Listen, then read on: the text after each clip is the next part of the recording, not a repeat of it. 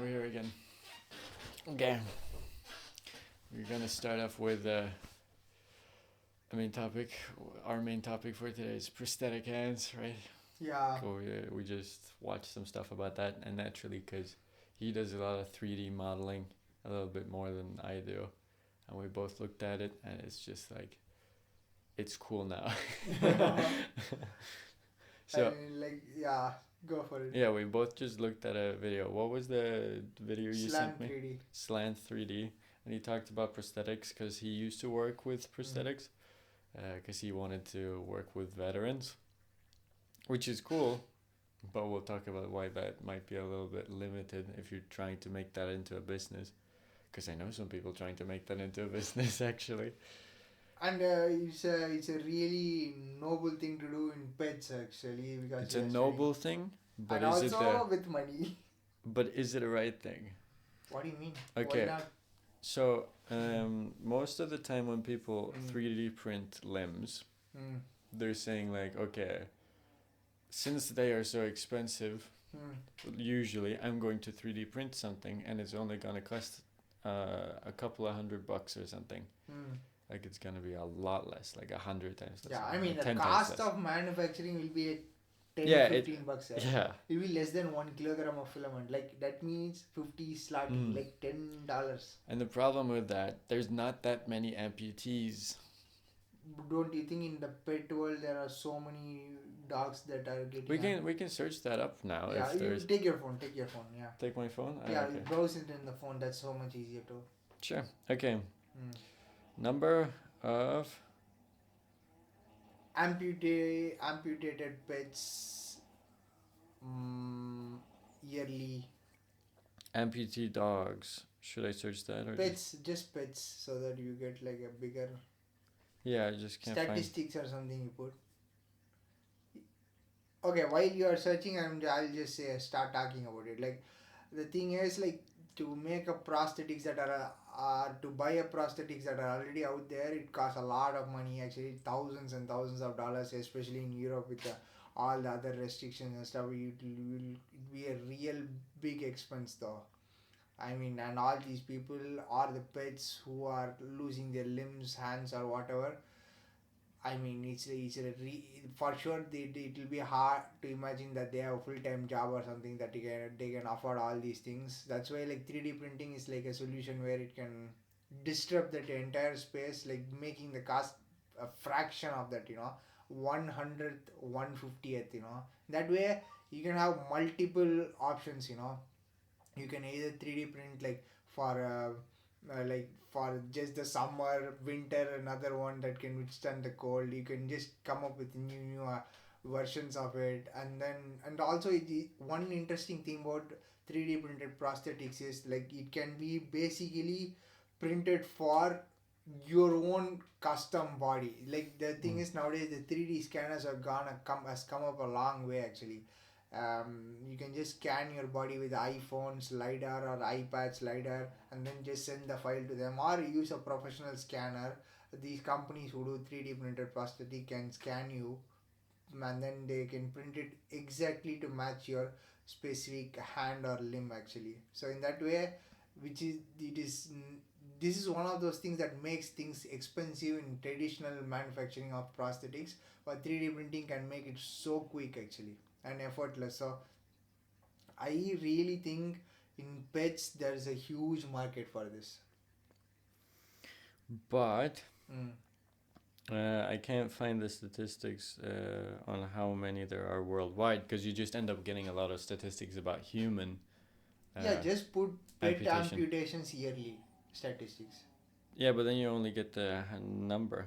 Yeah, that's what we wanted. What else you want? To gauge the market size. Okay. Pet amputations yearly statistics, numbers, I don't know, whatever. Yearly statistics. Okay. It doesn't. I mean, really go even to the images. Straight away go to the images. Maybe there will be some graphs or something.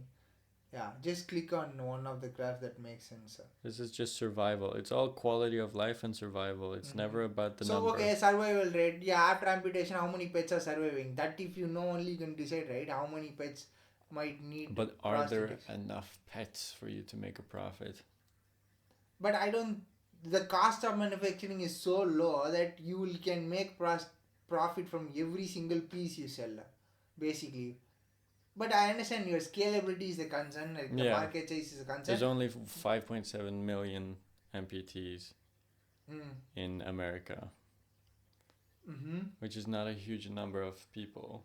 Now there is a different market, even because the cost is so less, you can sell multiple copies to one person in different for summer, winter, autumn, and Halloween. Different tools. You see, like there is a different thing and then you can spread to different species, and then also humans. You can scale slowly. Start with a niche. Maybe you do only for pet dogs, then cats, then maybe bigger animals if possible. If not, go to human beings, and then branch out to different countries, right? Like, don't you think that's a scalable way of seeing? Like Germany alone, yearly how many amputations are happening?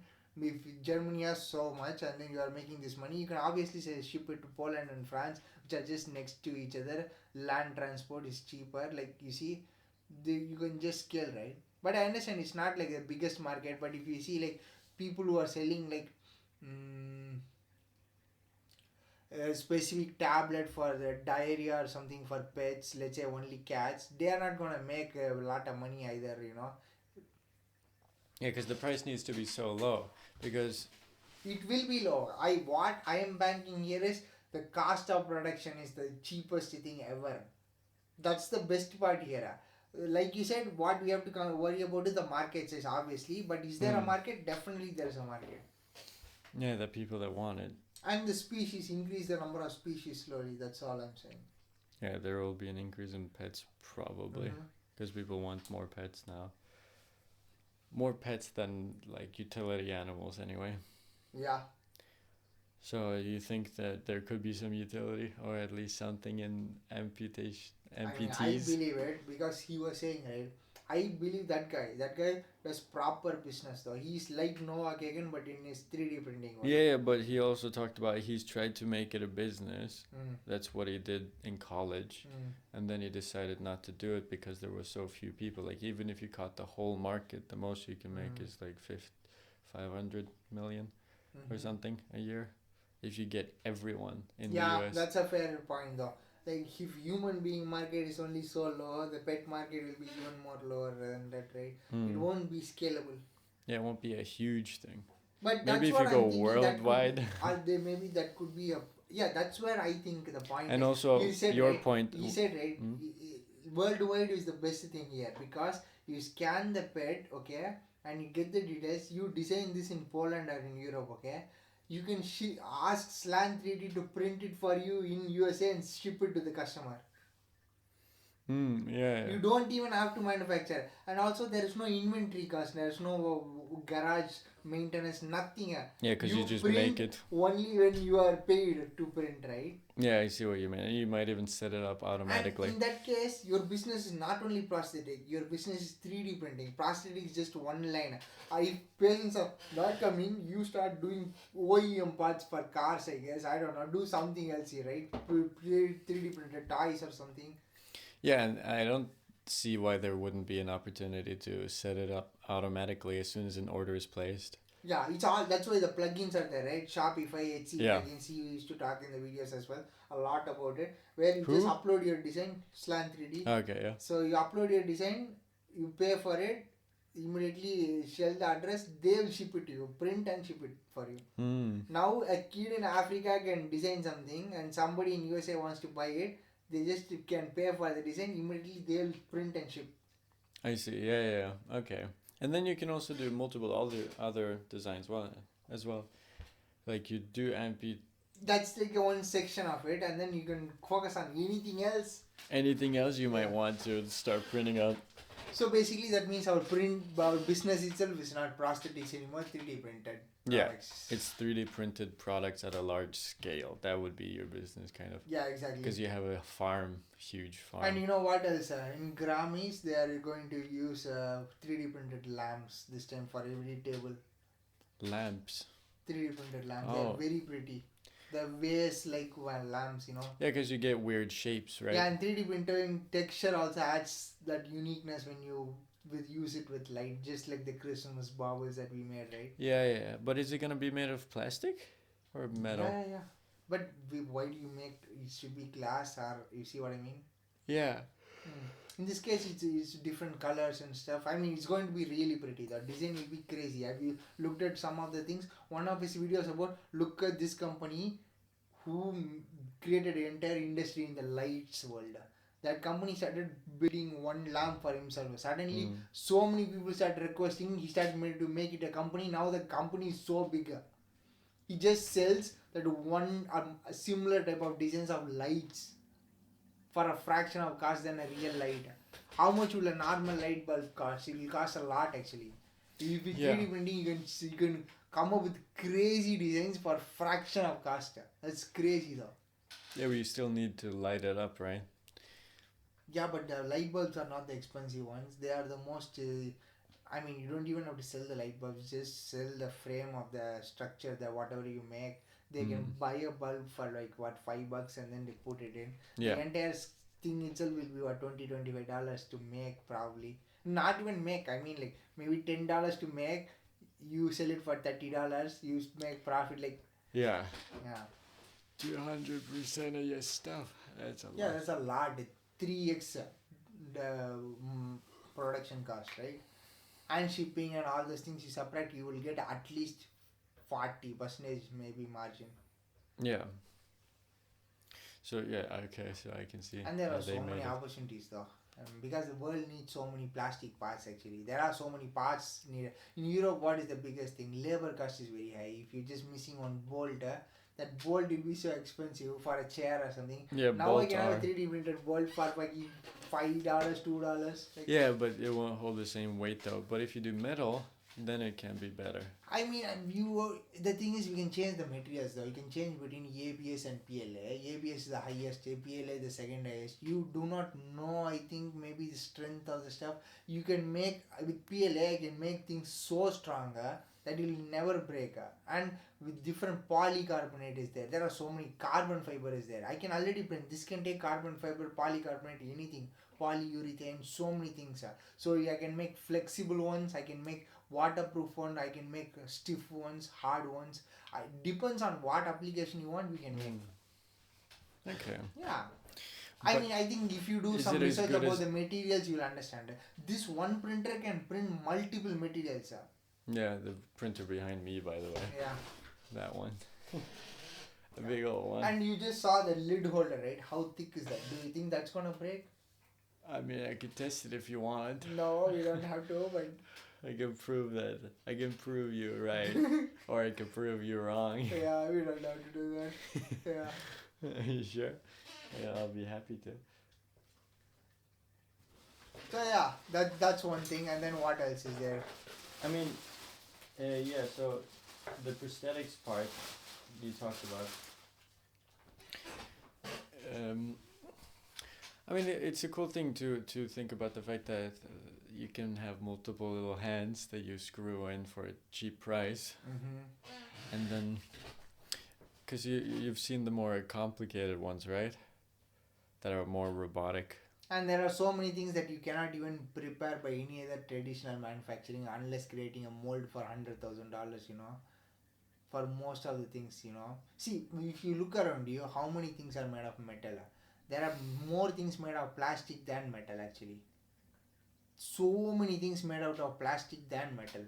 Even let's say the fish tank, there are plastic parts inside the fish tank, on the top of the fish tank, the lid, the thermometer. So many things are made of plastic.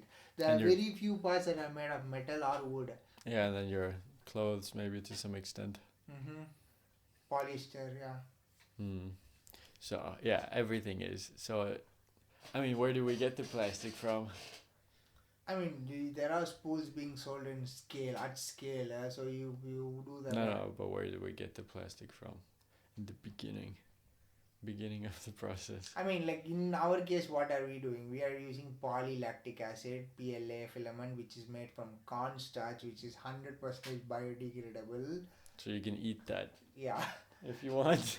And it won't choke the sea turtle or anything in the marine world or wherever it ends Because up. it will break down. But Mm. what's the disadvantage though? Disadvantages, it will not be as strong as the other ones like ABS. ABS is like the one the Lego blocks are made of. Hmm. Whatever plastic Lego blocks are made of, Yeah, that's that's exactly okay. ABS. So that's the one they use. You should print more Lego stuff. I'm Yeah. surprised you haven't done that.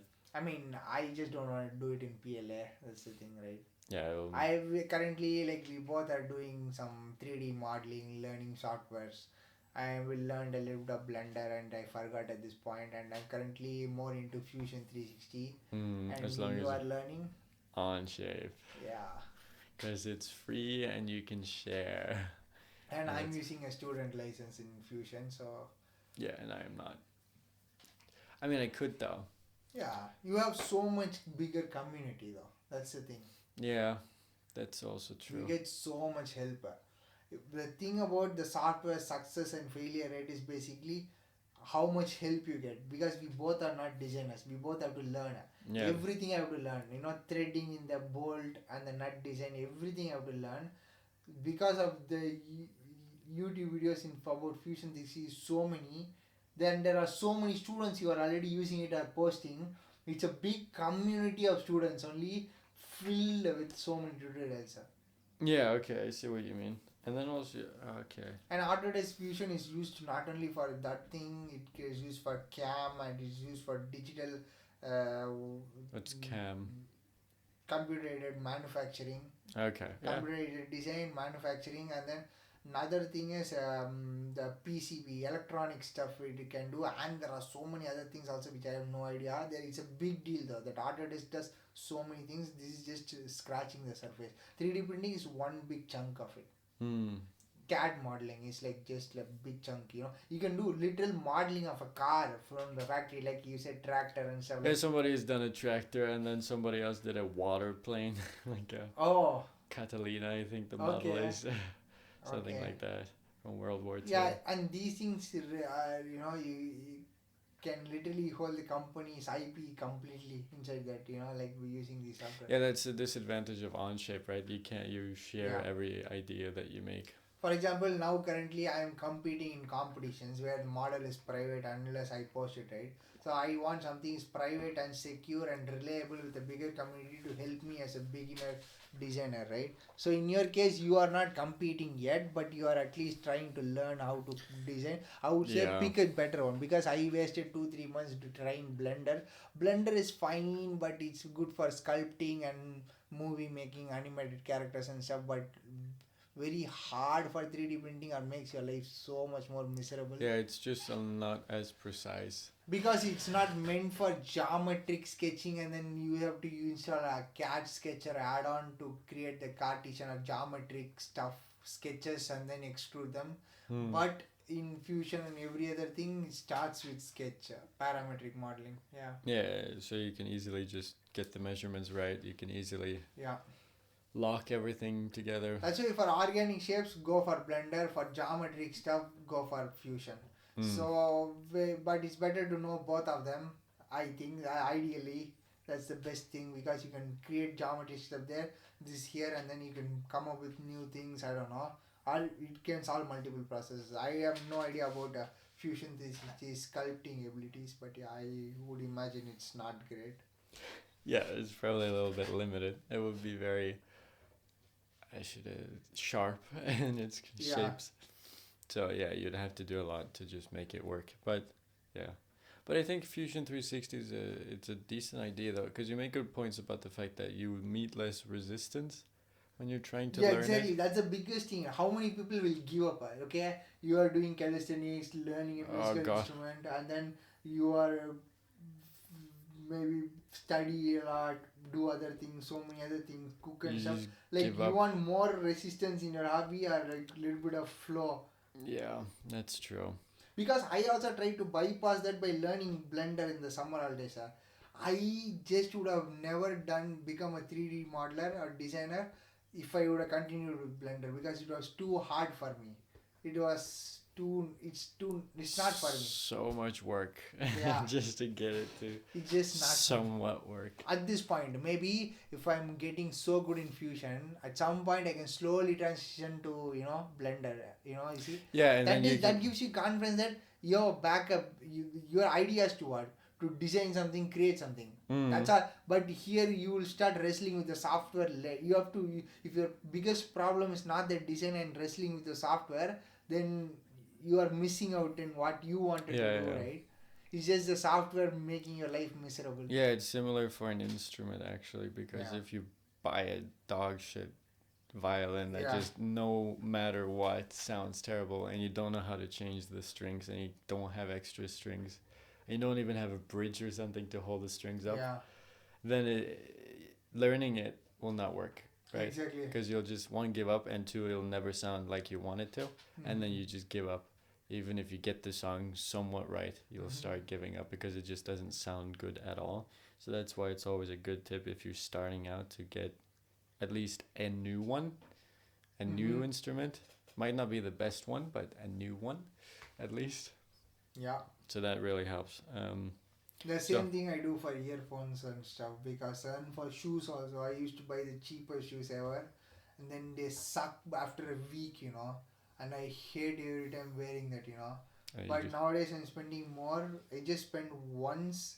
It lasts for months to years, Yeah. That there's that, but I'm thinking more for skill acquisition. Yeah. When you're learning it, you already have a big resistance. Task, You have a big task ahead of you, which is learning this skill.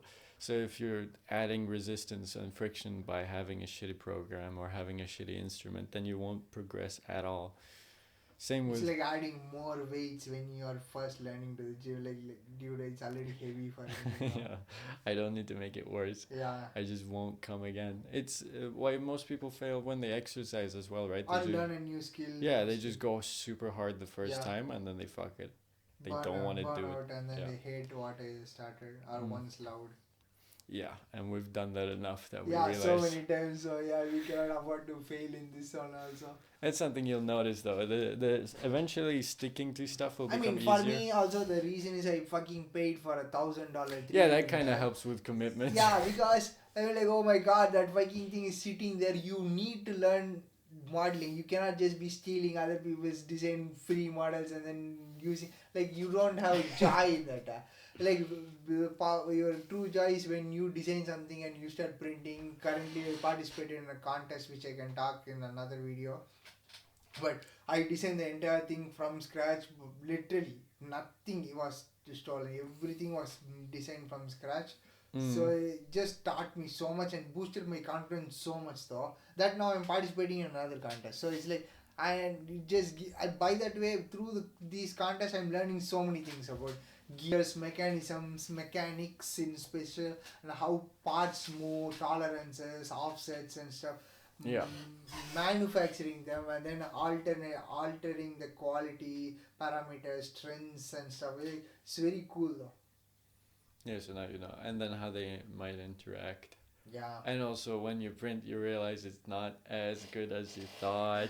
Yeah. Printing versus designing. Yeah, for example, like we have some parts here. Yeah, you can show.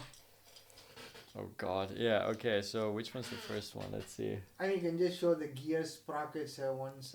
Yeah, so this is all what the he printed. sprockets It will be together. a thing he's making eventually. That's the first one, and there's the second. There's the Multiple third. versions, and then we have to test them, Yeah, because And then, yeah, we have to make sure that they go into the conveyor belt. yeah, so what you're making now is just a conveyor belt. That's the start of it. Eventually, this was the first one, and the problem with this one was the fact that it got stuck as soon as it started rolling. So now it doesn't do anything. Yeah. And then the next version, the problem was that we reduced the teeth, and then it doesn't grab at all. It just slips out. But then the third one, you figured it out. So that kind of helps you as well. Getting that printer helped you a lot, I think, with designing, because then you get to see what you made, and you also that's a experiment. Real expensive way of committing, right? Like, I mean, like, Yeah. oh god, I just paid for this thing, I have to learn this. But that's a good way to do it, right? Yeah, and for good stuff, right? Like things like yeah, this, it's not. I Like mean, you didn't spend it on like alcohol and heroin, Yeah, so yeah. it's a good alternative, in a way. So that's definitely also a tip for people that want to learn something, is to kind of go out of your, not comfort zone, but rather, what should I say? Adventure. It's not. What I mean by that is economic comfort zone. Yeah. You can't afford it, but you take it anyway. Yeah. But yeah, going out of your economic comfort zone just to, because you can't afford it. You might not have time to do it. That's what I did for, I guess, my first instrument. I mean, for me, the time is a thing. Is like that's like a thing. Let's say. You can always convince yourself you don't have time. Yeah, that's the thing. You will never have time for anything. Anytime you think student life is hard and you have no time, think of work life. You will have no time. Yeah, and I think that really helped actually. Yeah. Working full time for a person, seeing how it is. Even though I didn't do the work that I'm going to do, I'm going to do something similar for the same amount of time in a day. So seeing how that kind of goes. You'll be tired more actually. Yeah, because I'll be doing more things. But it will be more satisfying though. But still, I see what you mean. Like, you can only assume it's gonna be worse. Yeah. So I always take my time, that's all. I cannot just be waiting for... Yeah, you have to prioritize what the hell to spend your time on. Because you'll never actually have time to do anything ever. Yeah. Oh, God. I just think of people right now that say, I just don't have time to do anything. Yeah. And then, I mean, you figure out that you do have time, though. When you start with it and you actually have done it for like a year, then you realize, okay, I do have time, actually. Just try that for a year. And a year, I think, is a good amount of time. Because then you realize... And also be smart with your personal life as well, I would say. Like, not... Yeah, don't commit to one thing only. That's another problem. You talked about this, right? I think. Did we? Have we? People that go into veterinary medicine and then they leave and then all they know is vet med. That's like 90% of the people, right? Yeah, that's true. So that's something you should avoid for any profession, actually, even if you're a doctor. And also because you should, right? You do get better, right? Yeah. What did we say? Like, if you're a doctor and all you know is surgery, if you chose that, I guess, heart surgery or something, then if you don't do that, you'll feel a little bit lost. You don't know exactly what the hell is going on. Because people have spent their time on other things that you can't really relate to, maybe. Something like that. So yeah, you'll just end up becoming depressed if you only have one thing that you do. So that's also why you should do multiple things. And then also the losses aren't that great. If you're a heart surgeon and all you do is heart surgery, right? And then you lose a patient, you'll be devastated, right? Yeah, especially in veterinary medicine, it's a shit show. Like, yeah, that too. Yeah. But for human medicine too, if you indirectly feel like you killed a person, then it's like, well, damn. But if you do multiple things and you know it's not your fault, the recovery's better. Like, if you also have a fucking business on the side or something, then you won't be as devastated, I think. Yeah. So that's also another reason to do hobbies, even if they are somewhat... I mean, it seems stupid at the time, but... the conveyor belt is coming well, right, at least. Yeah, that one's coming well. Have you done more for it? Nah. I have to just learn about the other gears that I'm working on. Oh, yeah. So, the bevel gear. Yeah, so many things, though. Yeah. So that's all. Guess that's it for today. I guess we did enough of talking about 3D printing and what are we doing with it lately, and learn more skills, and that's it. Yeah, but don't you want to talk about why you're doing it? I don't know. I just like it. It's more fun. It just keeps life interesting and challenging, because going to school alone is monotonous. You just do the same thing.